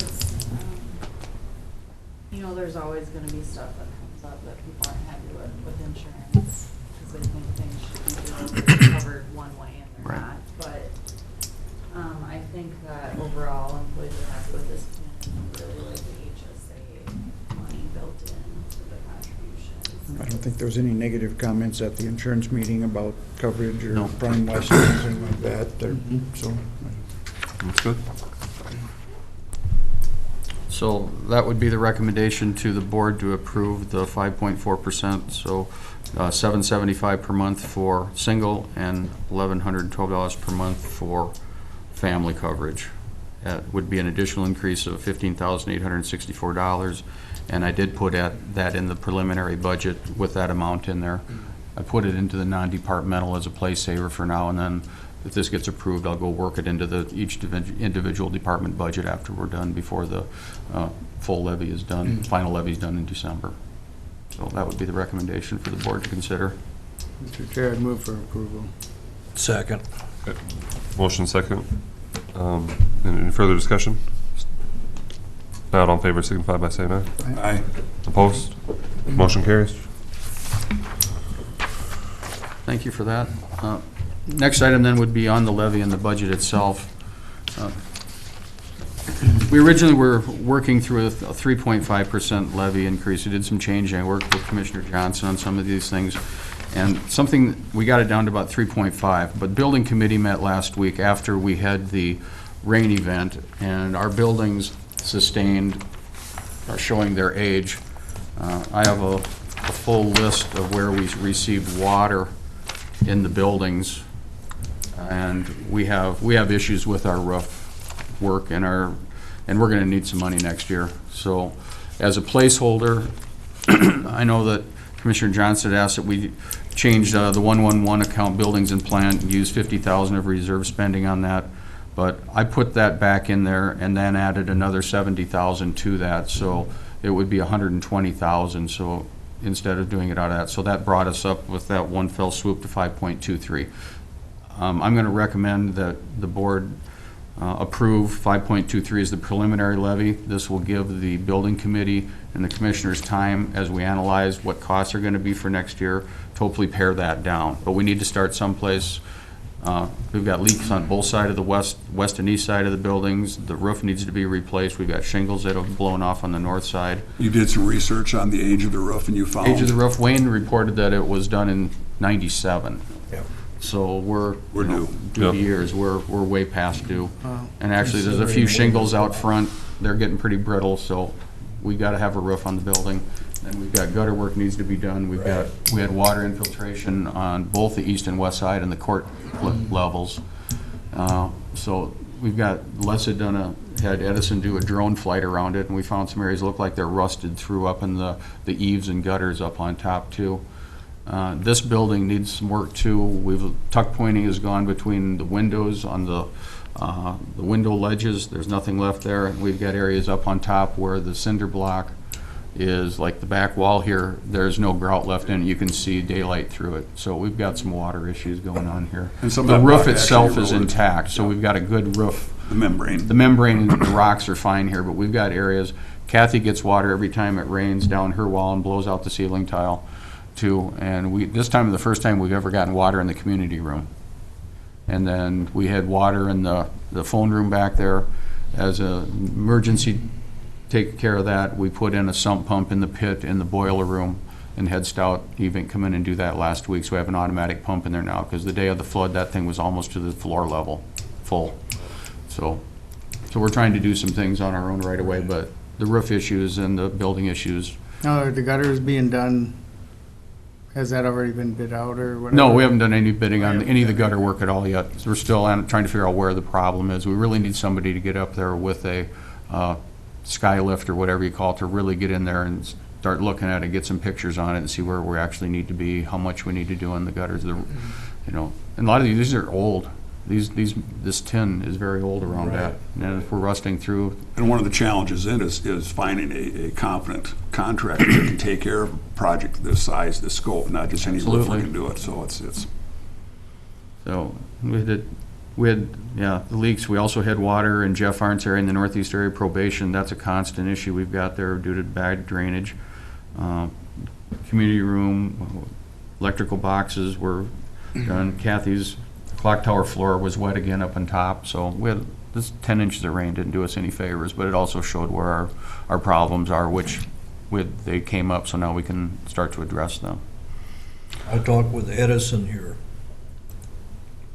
I think it was out the time we'd done our tour last week, and he sent me a bunch of pictures, and flew around the courthouse with a drone and see where all the shingles are missing on the north side. Bare wood, no paper even left, bare wood exposed. And then the window by Monica's office up in the court or judge's office. Yeah, judge's side. Judge's side. Yeah. Right above her window where it leaks in, you can see that trough in front of the window, all right. Yeah. And Lynn, in the clerk courts, Same thing on her side, come in by the window. Sure enough, the drone pictures showed rust right above that window. And you saw also there were shingles missing on the dormer on the east side too. Yeah, that's laying in the Yeah, there's a shingle. trough by it. It went about 6 feet. The building committee kicked around the idea of maybe doing something other than just asphalt down there as well too. So that's one of the things we're looking at is if there's other options of shingle that will last longer. And being it's a historical roof, we'll look into see if we can possibly get a historical society grant for helping part of that for next year too. It's worth a shot anyway. You know, being it's on the National Register and it's worth a shot. So Absolutely. we'll definitely apply for that. That would help. You know. Yeah, don't know what it would be at this point, but it's. Talk about the ditch issue. Is that anything, we're not budgeting anything for that. Whose expense will that be if we need to clean out more of the ditch? Dredging of the ditch is the ditch expense. That's where's that money come from? From the The farmers the that ditch benefit users. from the ditch. That's not gonna affect our budget. No. If we need to. And they did actually budget more this coming year, or I think assessed that's more something we to, should- because they knew they were gonna have to do some clean out. We should look at that and make sure they're aware that this has to happen sooner, Yeah. if possible, yet this fall. They give Mr. Redmond some more black dirt then. Because they were supposed to be getting bids. I don't know, have you heard any more? I haven't on heard that? anything. Is No. is there someone up in your district that we'd contact to verify that they're gonna do that? Well, yeah, they hadn't actually talked about doing that particular stretch, but they had talked about doing 1 to 2 miles of, they were gonna go back, from where they had left off last time, but, It'd be nice if they'd go downstream further, because that's where it has to get away quicker. right. That's true. But it's certainly something we could bring, We'll get the ditch committee together and discuss that with them. yeah.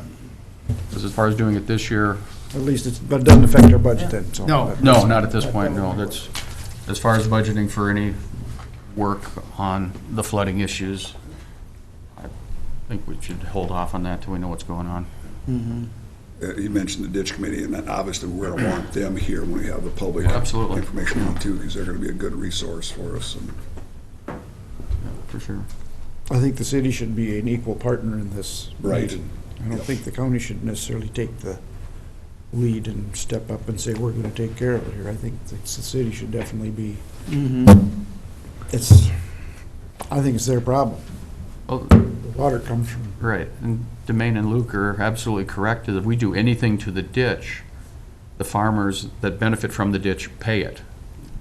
That's, and as those costs go up, I mean, we're talking millions of dollars to, redo this ditch. We're gonna have a room full of farmers in here too. Oh, yeah. To find that medium, whatever we're gonna do, we're gonna have a lot of issues there too. The other day, I got some pictures from Edison where he took the drone over the ditch. I think they're on. Good, I asked him to do that. I asked Keith to see if they could set that up Yeah. and fly it for us, see what we had for debris and trees and that type of thing in the ditch area. They've been maintaining it pretty well. If you look, I did some looking on pictures, you drive by, it's been sprayed every year. Tom Sando comes in and does spraying, just like he did up at the Minute Crans Reservoir. That's just a constant that's done. So that's like, but if you have old trees and stuff like that and debris in there that have fallen in, that type of thing, obviously those aren't taken care of. Gary Griebel had mentioned when we were looking at dirt for Dave Redmond up there, that there's some spots in the bank where with the ice last year, it actually took and scarred out some of the Yeah, it the sloughed edge off. of that. So now Sloughing. we've got sloughing, yeah. Yeah. So we got some silt from that as well too, so. but that would help That would the be- water Yeah. going away. If you can increase the flow 10, 15, The 20%. the sloughing it'll make areas a lot of would be difference too minimal. on the ditch. I mean, it Yeah. goes away quicker. The ditch committee is aware that the ditch hasn't been cleaned out in a number of years, and they're fully aware they need to start doing some work and maintenance on it. It's what it is. Yep, and they've Oh, yeah. increased their assessment to take, Right. but, it has to be, it's an ongoing process, because you can't do it all at once, because they can't afford to, when things aren't good.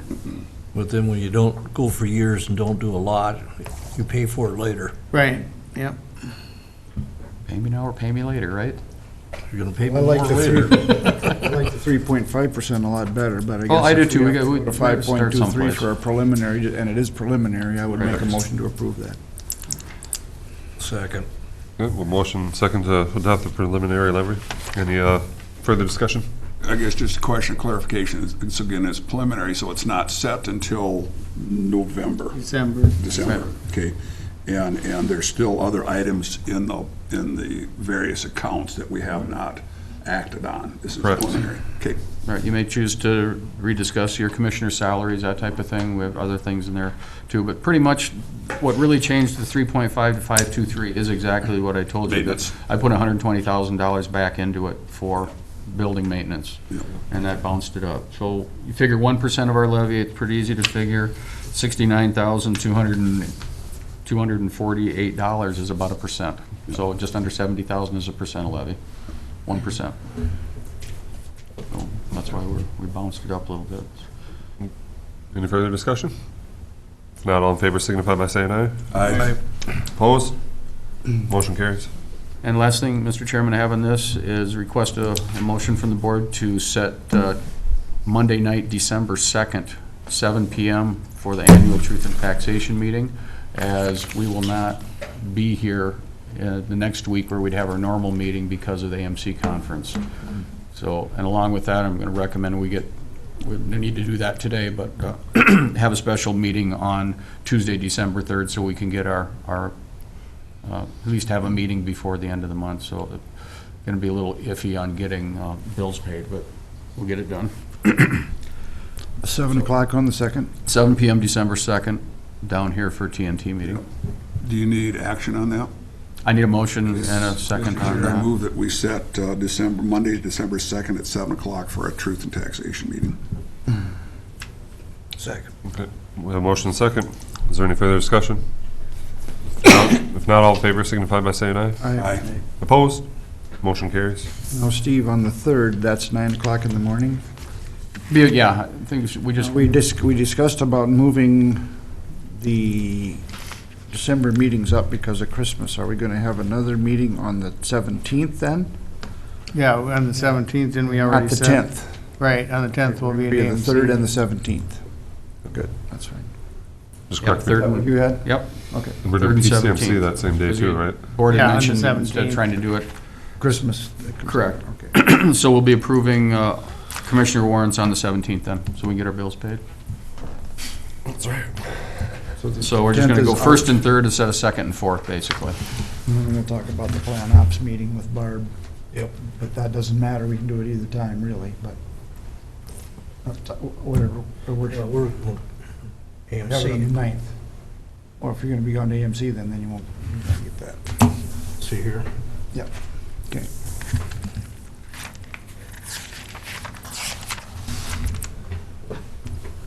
Need a motion on the special meeting? Not at this time. Okay, that's right. Second, announce the upcoming meetings. We do have the AMC Annual Conference, December 9th through 11th, up in St. Cloud. And I just wanted to note too, I may be gone for a regular meeting on October 8th. So I'm not sure at this time if I'm going to be here, but chances are I'll likely not be here. So hopefully Bruce will be here. So. October 8.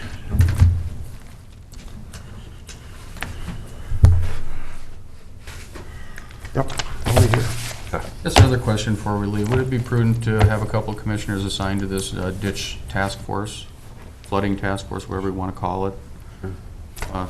Instead of trying to do it with the whole board all the time? That's a good idea. I think we should wait till we have this meeting and then see what our involvement will even be. Okay. As soon as my district, I'll volunteer to. Hopefully, we can just resolve it through the public meeting. Call the governor, he'll come down. Yeah. Yeah, right. He didn't do anything for our health insurance. Yeah. Yeah. But I do think the idea of contacting our state representative and Senator Schumacher and Weber, that would be prudent. Absolutely. Is there anyone else that wants to sit on the committee Would you then? be willing, you're all up on ditch. Yeah, if there's anything. I think to do Luke with- should be one of them. Water comes from your area, Luke, it's your problem. You turn off the spigot, it would help a little bit. Right. It's all your water. Yeah. Yeah, they're lucky that Holland and Hatfield didn't get Right. more rain as much as they had in town here, they would have had a much larger. Look how